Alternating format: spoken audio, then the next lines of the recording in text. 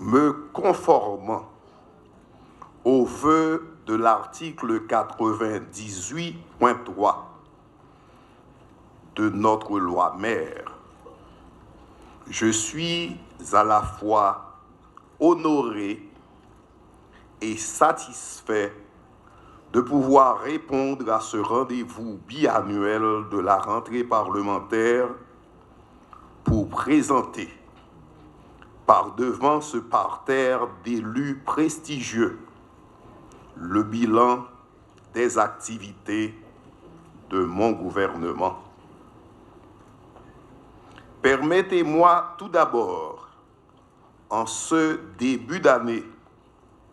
de vous présenter à toutes et à tous, au nom du gouvernement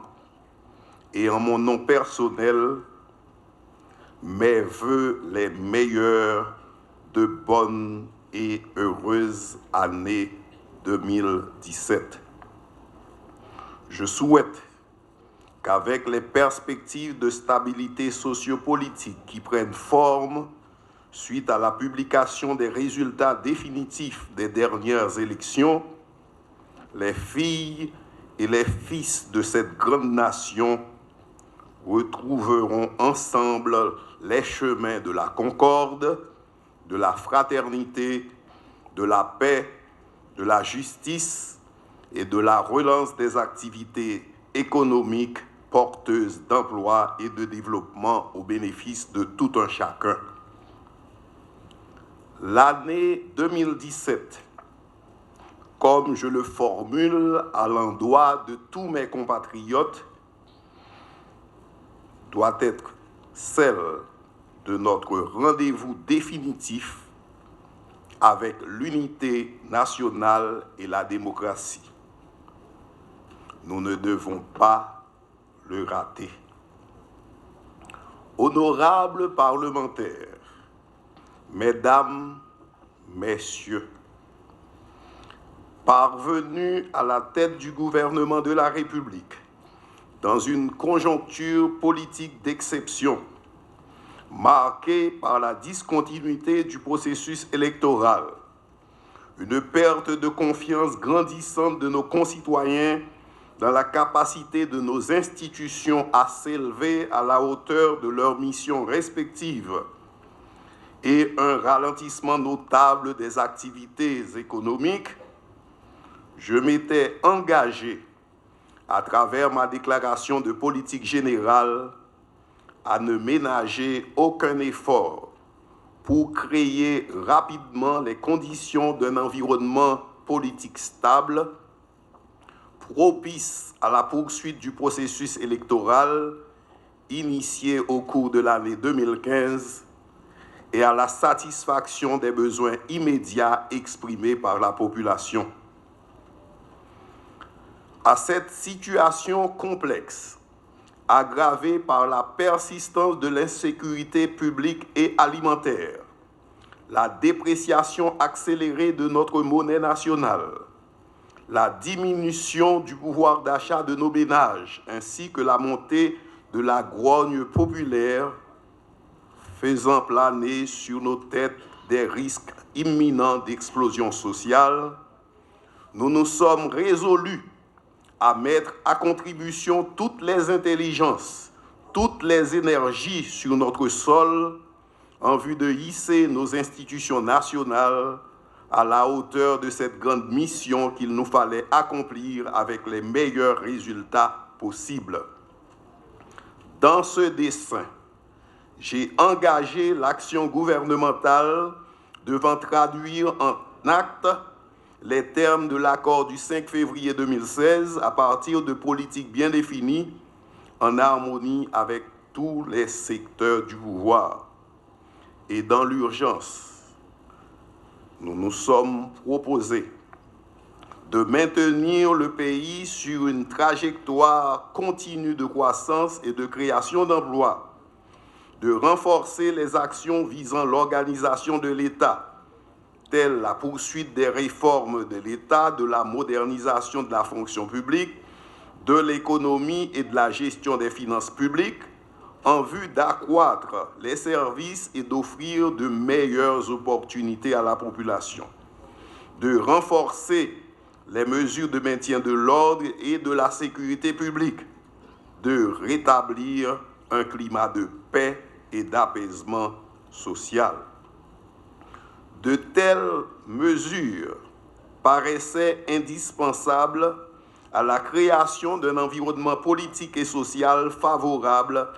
à la réalisation de notre mission principale, qui était la reprise du processus électoral dans de bonnes conditions, en passant par l'évaluation des étapes déjà franchies en ce sens, comme le réclamaient haut et fort divers secteurs de la classe politique. Pour atteindre ces objectifs, la mobilisation effective des ressources humaines, financières et matérielles a été un préalable indispensable que le gouvernement s'est efforcé d'obtenir per fas et nefas, en dépit d'une année fiscale 2015-2016 caractérisée par le recul des revenus de l'État et de l'aide externe, aggravée des conséquences destructrices du cyclone Mathieu, qui a laissé sur son passage près de 550 morts, 19 000 sans-abri, des départements entièrement dévastés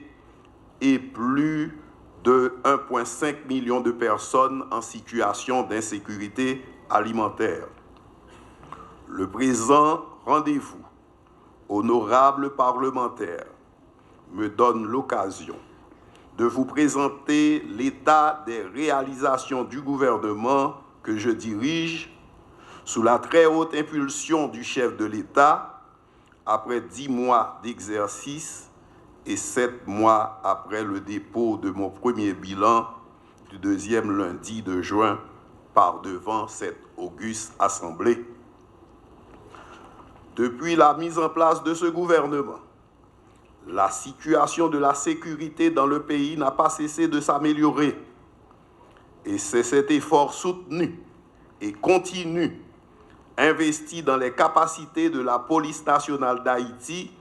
à maintenir l'ordre et la paix publique, qui peut nous permettre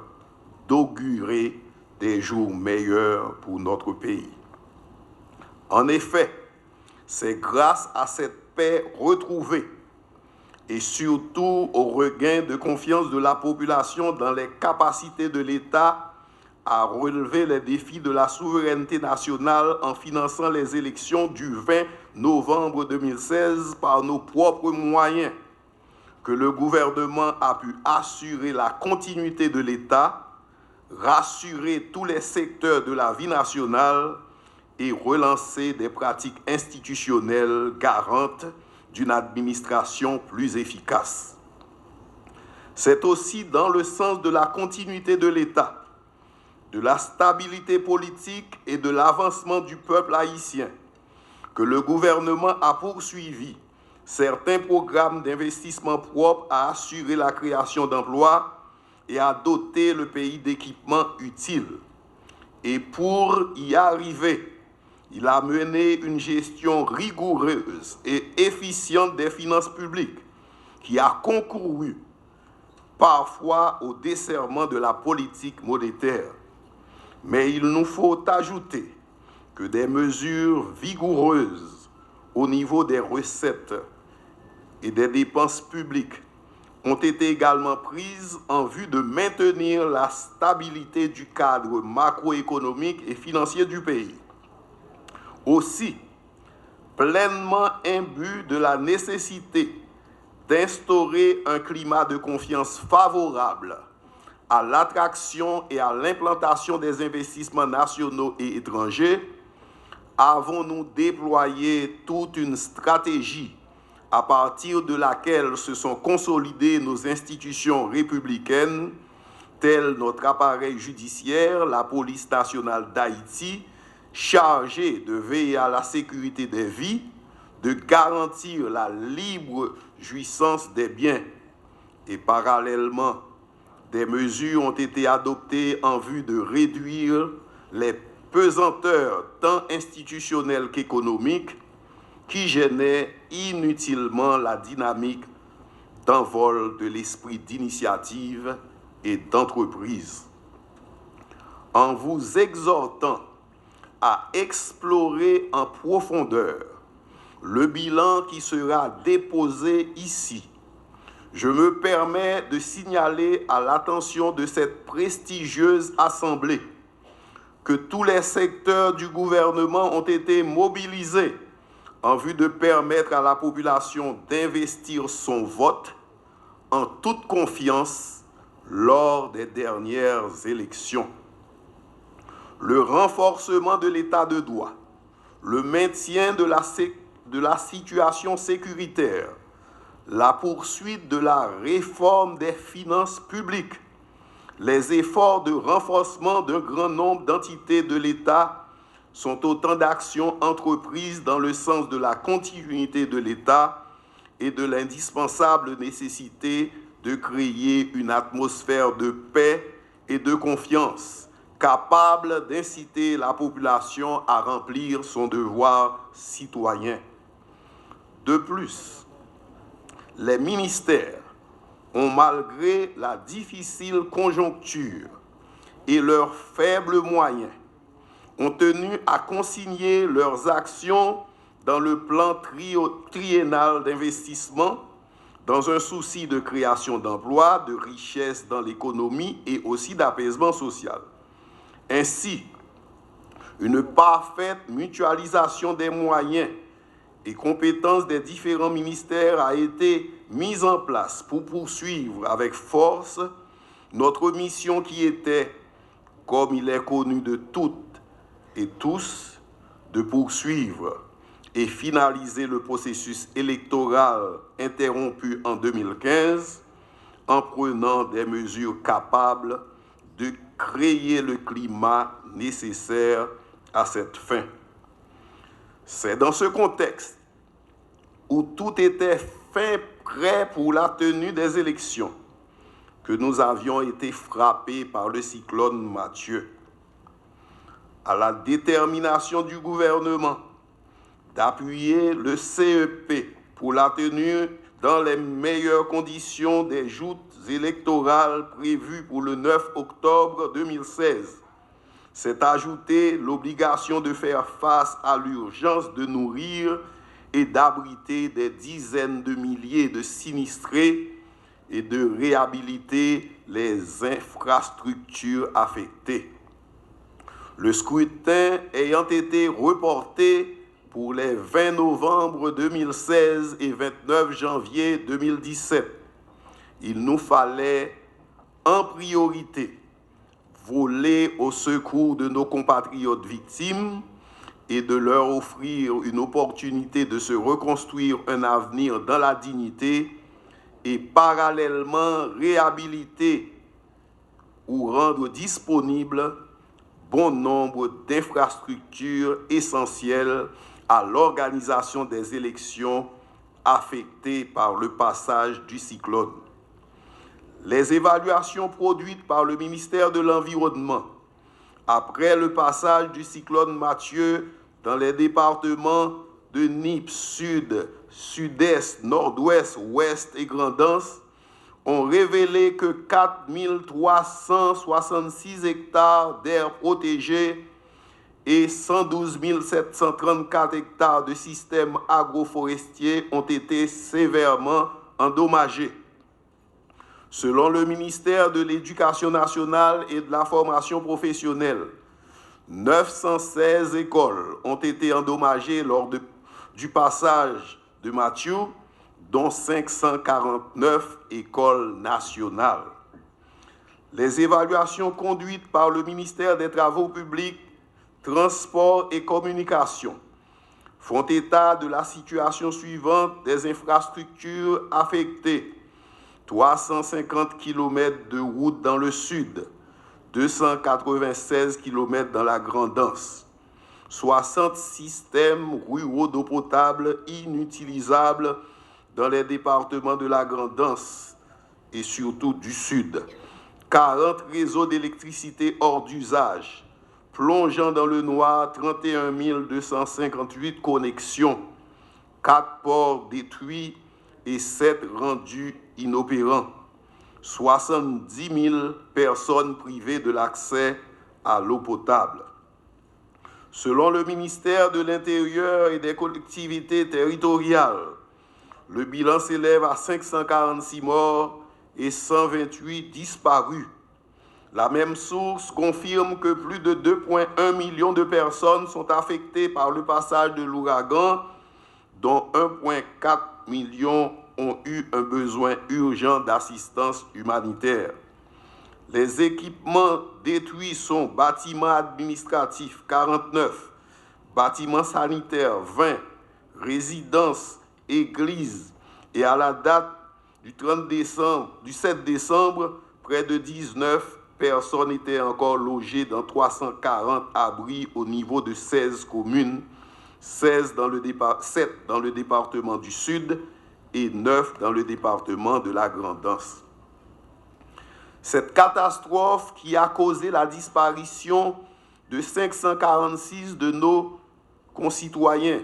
avec des dégâts et des pertes économiques estimées à 124,8 milliards de goudes, soit 1,89 milliard de dollars, a contribué à fragiliser encore plus notre économie et à affaiblir davantage notre production nationale.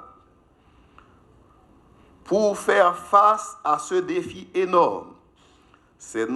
en parfaite synergie que les ministères se sont engagés ensemble à apporter des réponses concrètes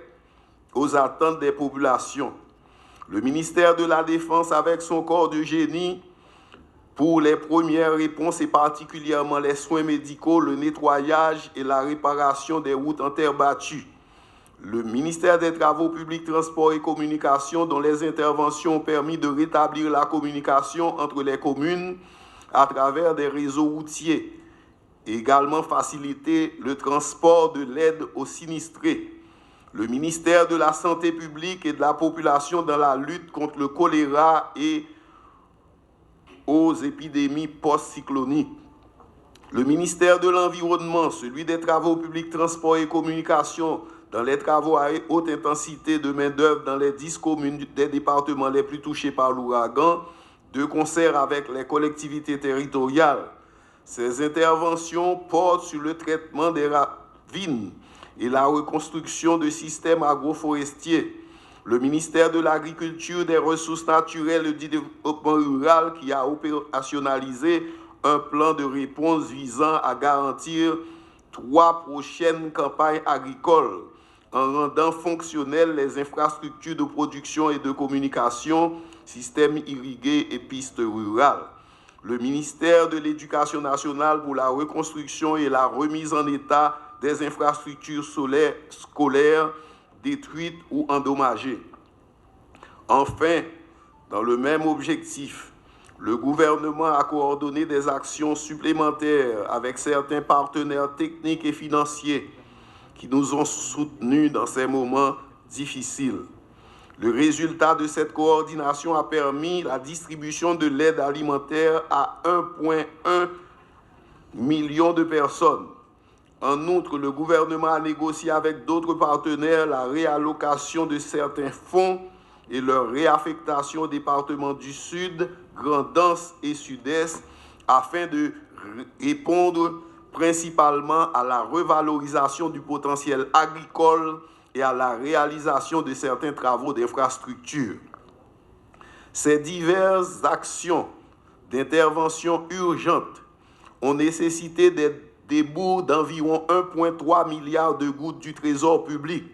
soit environ 600 millions en dépenses d'assistance humanitaire et 700 millions pour la réhabilitation urgente d'infrastructures endommagées. Ainsi, suite à la gestion de l'urgence, le gouvernement a débuté la planification de la phase de réhabilitation. Après les évaluations sectorielles, les grands chantiers de réhabilitation ont été identifiés et les grands axes d'intervention retenus sont les suivants: aménagement territorial et développement des logements publics, revalorisation du secteur agricole, en particulier les produits exportables et la pêche, réhabilitation des infrastructures routières et électriques, la recapitalisation du secteur des services relatifs au tourisme. Honorables parlementaires, l'année 2016 fut une période particulièrement contraignante pour l'économie haïtienne en raison de la crise politique et de l'effondrement de l'aide externe liée à la chute drastique des ressources du Fonds Petro-Caribé et des appuis budgétaires, du refus de la communauté internationale de financer les élections et de l'attentisme subséquent des investissements privés. Pour couronner le tout, le pays eut à subir les retombées de plusieurs désastres naturels, dont les séquelles de fortes sécheresses ayant sévi les 2 années précédentes, le passage du violent cyclone Mathieu dans le Grand Sud et la cascade d'inondations survenue par la suite dans les régions nord et sud du pays. Face à une telle conjoncture, il serait difficile de s'attendre à une forte croissance, vu que l'économie était depuis plusieurs années menée par les secteurs de la construction et des services, appelés à subir de plein fouet la chute des financements à travers le Fonds Petro-Caribé et l'absence des appuis budgétaires de nos bailleurs de fonds traditionnels. Dans un tel contexte, la performance macroéconomique du gouvernement et des autorités monétaires est remarquable. Un simple coup d'œil à l'évolution des paramètres financiers et monétaires révèle en effet une croissance modeste mais réelle de 1,4%, légèrement supérieure à celle de l'année précédente, est menée pour la première fois depuis plusieurs années par la production marchande, dont l'agriculture, plus de 3% contre la forte chute de 5,4% accusée l'an dernier, et l'industrie manufacturière, plus 1,5%. La bonne gestion des finances publiques, caractérisée par la quasi-absence d'endettement additionnel de l'État central durant la deuxième moitié de l'exercice fiscal 2015-2016. Depuis la signature le 22 avril 2016 du protocole d'accord sur la gestion de trésorerie entre le ministère de l'Économie et des Finances et la BRH, enlevant le besoin du Trésor à recourir au financement monétaire de la BRH. À noter que l'on observe toutefois, depuis le mois de septembre 2016, un certain déséquilibre fiscal lié à la rentrée des classes, aux besoins d'assistance humanitaire suite au passage du cyclone Mathieu et au financement des élections. La baisse tendancielle du taux d'inflation de 15,2% en avril 2016 à 12,5% en septembre 2016, reflétant la gestion austère du Trésor public et la bonne gestion monétaire de la Banque de la République d'Haïti. Si ce taux est légèrement accru à 13,3% en octobre et à 14,2% en novembre, ceci est essentiellement imputable, d'après les données de l'IHSI, à l'effondrement d'offres alimentaires subséquentes au cyclone Mathieu et à la transmission, quoique imparfaite, de la dépréciation de la goude au prix interne. La forte remontée des réserves internationales nettes de change de la BRH de 767 à 925 millions du 31 décembre 2015 au 31 décembre 2016, soit 157 millions, tendance très rare en période électorale, où l'on s'attendait plutôt à une pression sur les dépenses publiques portant à l'utilisation subséquente des réserves de change pour éviter les pressions inflationnistes. Le ralentissement notable du rythme de dépréciation de la goude, d'une cadence annuelle de l'ordre de 40% durant la première moitié de l'année fiscale, à environ 13% depuis la fin du mois de mars dernier. Les politiques d'incitation mises en place par la BRH au cours de l'année fiscale 2015-2016 face à la dépréciation de la goude en misant sur la compétitivité future des industries marchandes, exportation, agriculture et tourisme, en atteste la forte demande d'espace industriel voué à l'exportation textile et les perspectives notables de création d'emplois de cette industrie au cours des 24 prochains mois, près de 40 000 d'après les données de l'Association des industries d'Haïti. Au-delà de notre souci de tout faire pour rassurer nos partenaires internationaux face à certains défis qui concernent notre pays, dont la stabilité sociale, le renforcement de la démocratie, ainsi que face à d'autres enjeux dont la lutte contre les crimes financiers, le trafic de la drogue et le terrorisme qui s'avèrent être des problèmes persistants pour la gouvernance mondiale, mon gouvernement peut logiquement s'enorgueillir, à la veille de la passation de pouvoir aux nouvelles autorités élues de la nation, d'avoir largement atteint ses principaux objectifs. En mettant à terme, dans des conditions très difficiles, le processus électoral interrompu en janvier 2015, mission principale qui lui était dévolue. En finançant ces élections à partir de ressources locales sans support international, en observant depuis son installation une saine gestion des finances publiques, contribuant à contenir la création monétaire et par voie de conséquence les pressions inflationnistes, en relevant de concert avec la Banque centrale la compétitivité des industries marchandes, agriculture, tourisme et exportation, préparant la voie à une reprise stable et plus durable de l'économie à l'avènement des nouvelles autorités. Monsieur le Président de l'Assemblée nationale, honorables parlementaires, le 7 février prochain marquera un tournant important dans l'histoire de notre démocratie. Et il s'agit là d'un signe puissant de la maturité politique de notre communauté, l'expression d'une volonté politique tenace d'instaurer en Haïti un véritable état de droit où le peuple haïtien, maître de son destin, peut se sentir libre d'investir son vote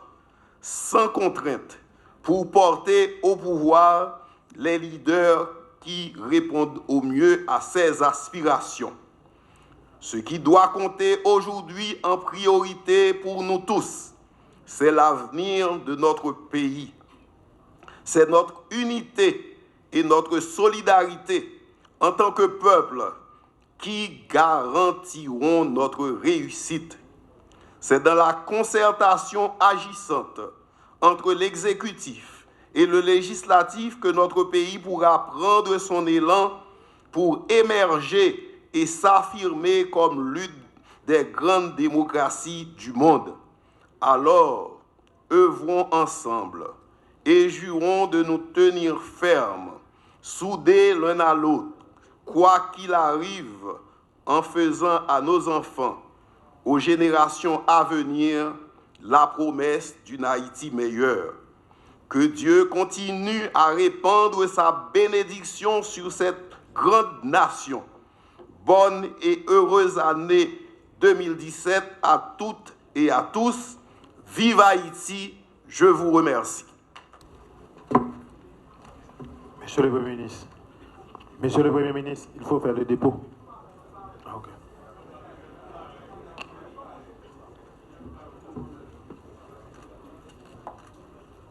Je vous donne acte du dépôt du bilan de votre gouvernement. Merci.